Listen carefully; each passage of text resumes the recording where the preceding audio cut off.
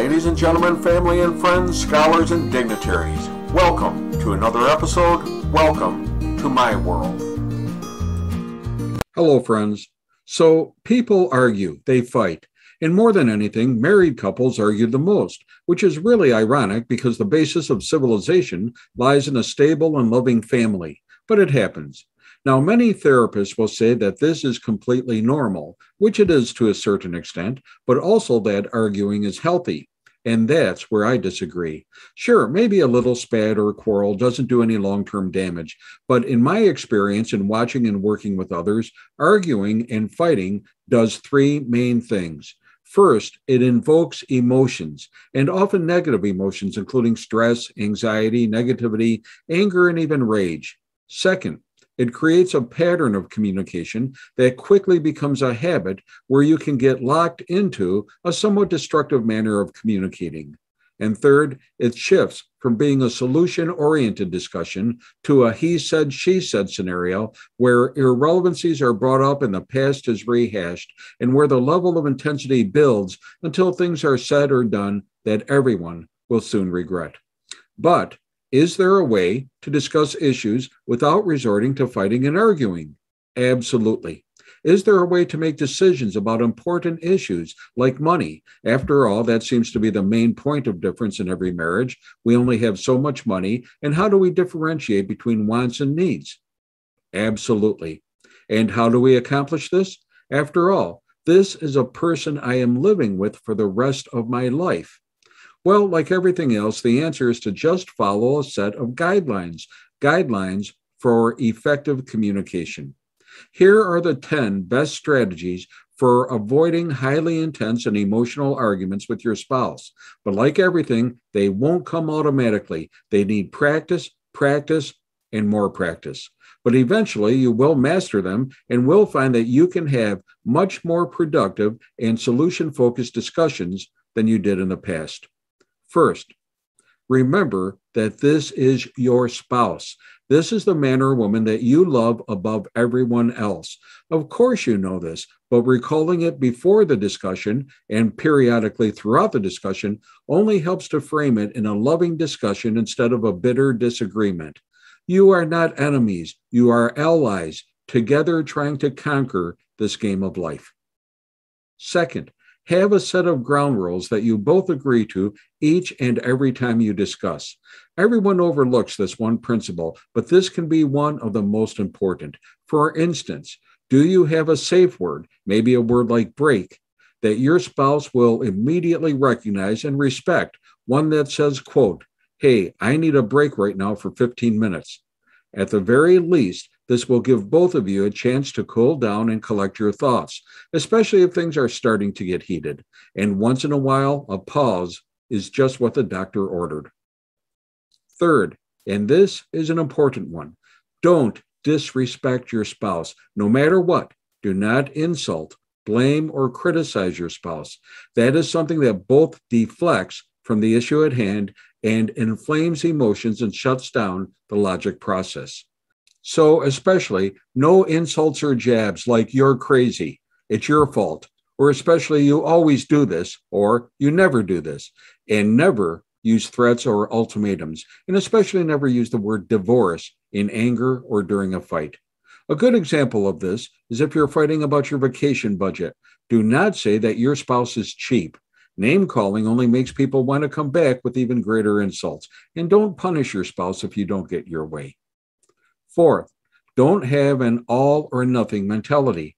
Try to always keep an open mind and especially try to understand your partner's perspective. Sometimes having a second opinion or even seeing something different from a different point of view makes all the difference in the world. Fifth, be solution-oriented. Remember, going back and forth on what you said or didn't say, meant or didn't mean, or bringing up irrelevant things or things from the past doesn't help. It keeps you focused on the past instead of working towards a solution for the future, which is the goal of any disagreement. Remember, the goal is to make the best decision and a decision which is best for everyone. Try to work toward a win-win decision if at all possible. Sixth, keep emotions and defenses minimalized.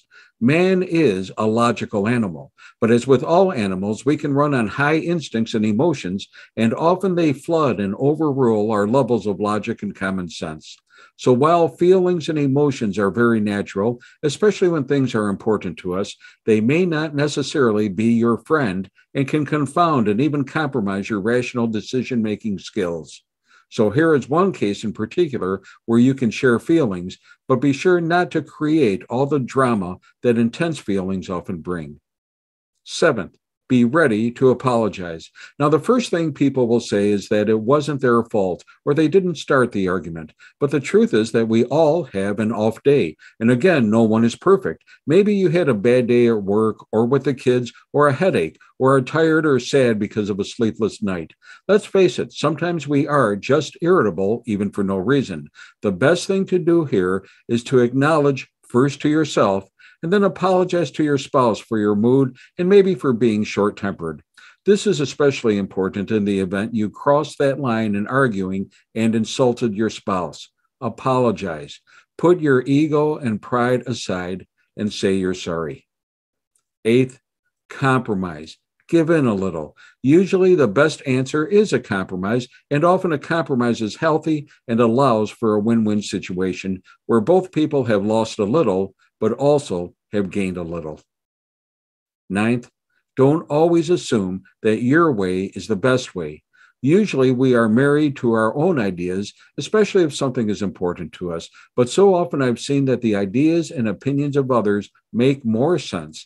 And if I approach it in an open and inviting way, I can learn a lot from what others have to say. And yes, there are times when I have totally changed my mind on an issue. And 10th, most importantly, if you can't resolve the issue, even with compromise, agree to disagree.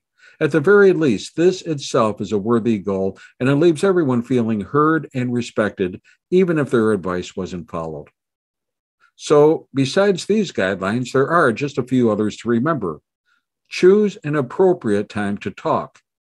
Try to start the discussion in a friendly manner. Set the tone. Use I statements, not you statements, to share your feelings. Make requests, not demands. Take turns talking. You aren't the star of the show. This is a mutual discussion. Know when to pause and hold your tongue. Give a compliment or mention a strength. This helps to remedy any slights or hard feelings, and the truth is that you can always find something good in what someone said or did if you're willing to look for it. Finally, don't try to control others. Don't force someone to accept something if it is truly against their belief or constitution. Many times things will work themselves out, and the truth is that it's not worth it to win a fight, but to lose your best friend. Let go of the control and just try to do the best thing, and sometimes that means putting the relationship before the issue. Hey, be safe, be well. Remember, your spouse is your best friend, and there is a right way and a wrong way to talk about issues with your best friend. And may God bless.